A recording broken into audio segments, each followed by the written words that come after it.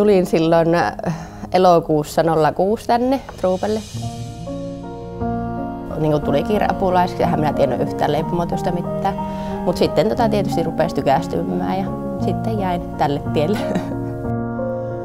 Et tykkään enemmän kuin istua tietokoneessa, ei olisi minusta siihen.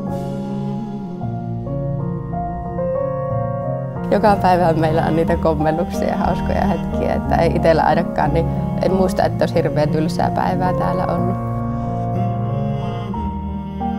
Että aina on saadaan nauraa ja on aika paljon sille ihmisiä, kellä on samaan tyyliä huumorintaju meidänkin porukassa, niin on mukava tulla töihin, kun näkee täällä hymyileviä kasvoja.